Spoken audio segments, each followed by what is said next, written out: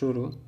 चीन की आक्रमणकर्ता को कुंद करने के प्रयास के क्रम में भारत सरकार ने कई ऐसे मोबाइल ऐप को प्रतिबंधित किया है जो हमारी सुरक्षा और अखंडता के लिए खतरा बन गए।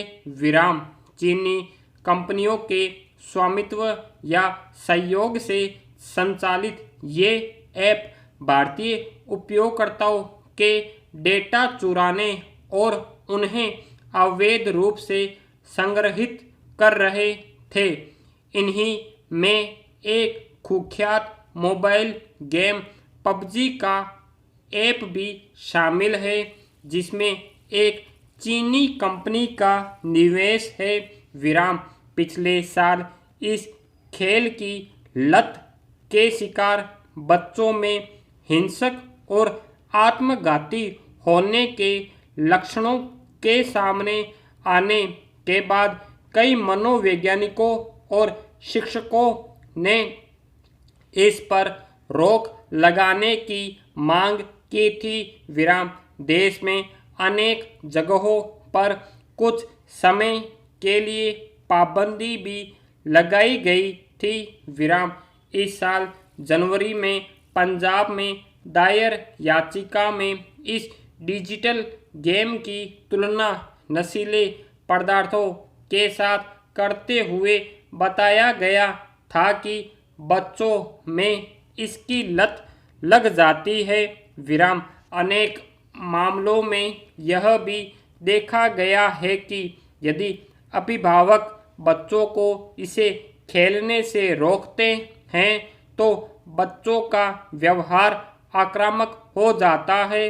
विराम दुनिया भर में मनोचिकित्सक लंबे समय से चेतावनी देते रहे हैं कि डिजिटल खेलों को इस तरह तैयार किया जाता है कि बच्चे व किशोर उसके आदी हो जाएं। विराम यह सही है कि आखिरकार माता पिता और शिक्षक ही ऐसे खेलों से बच्चों को दूर रख सकते हैं। विराम लेकिन शिक्षा व मनोरंजन में डिजिटल तकनीक बड़ी ज़रूरत भी बन गई है। विराम कोरोना महामारी ने इस ज़रूरत को बहुत ज़्यादा बढ़ा भी दिया है। विराम ऐसे में बच्चों व किशोरों पर हमेशा निगरानी रख पाना संभव नहीं है। विराम इसमें अभिभावकों व शिक्षकों की व्यवस्था भी बाधा बनती है। विराम एक समस्या यह भी है कि पाबंदी के लिए समुचित कानूनी प्रावधानों का अभाव है। विराम डिजिटल गेम की गुणवत्ता जांचने की प्रणाली भी नहीं है। विराम जब समस्या गंभीर हो जाती है तब ही किसी तरह रोक लगाई जाती है, जैसा कि ब्लू व्हेल के मामले में हुआ था। विराम उस गेम में कुछ अज्ञात नियंत्रक खेलने वाले बच्चों को अपने को चोटिल करने यहाँ तक कि आत्महत्या करने के लिए भी उकसाते थे। विराम उस पर भी रोक तब लगी जब अनेक देशों में हंगामा होने लगा तथा इसके नियंत्रकों को पकड़ा गया। विराम बड़ा बाजार होने से हमारा देश अन्य तकनीकों के साथ डिजिटल गेम कंपनियों के लिए भारी मुनाफा कमाने का जरिया है।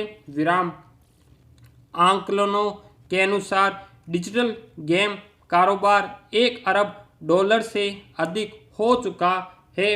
विराम नियमन की कमी से सरकार को भी इनसे अधिक राजस्व नहीं मिलता है। विराम दिलचस्प है कि पबजी चीन में प्रतिबंधित है, लेकिन ऐसे खेलों व ऐप को भारत में नशा बनाकर बेचने से चीनी सरकार और कंपनियों को कोई परहेज नहीं है। विराम यह पाबंदी स्वागत योग्य है, लेकिन ऐसे खेलों पर नज़र रखना भी जरूरी है और लोगों को इनके नुकसान के बारे में भी सचेत रहना चाहिए। विराम। न्यायिक सिद्धांत में अमूमन कहा जाता है कि भले 100 गुनहगार छूट जाए, लेकिन किसी निर्दोष को सजा नहीं होनी चाहिए। विराम। मोरेटोरियम मामले में सरकार, बैंक और सुप्रीम कोर्ट की सुनवाई कमोबेश इसी सिद्धांत पर आकर टिक गई है। विराम।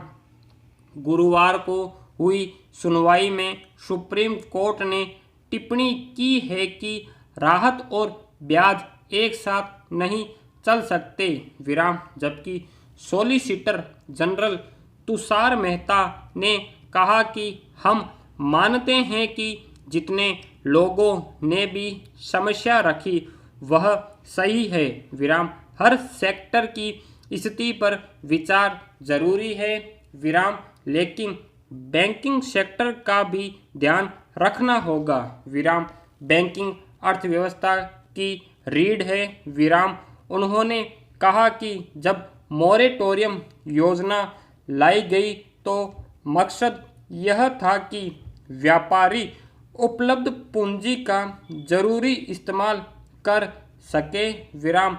उन पर बैंक की किस्त का बोझ न हो। विराम। मकसद यह नहीं था कि ब्याज माफ कर दिया जाएगा। विराम। कोरोना के हालात का हर सेक्टर पर अलग असर पड़ा है। विराम। फार्मा, आईटी जैसे सेक्टर ने अच्छा प्रदर्शन भी किया है।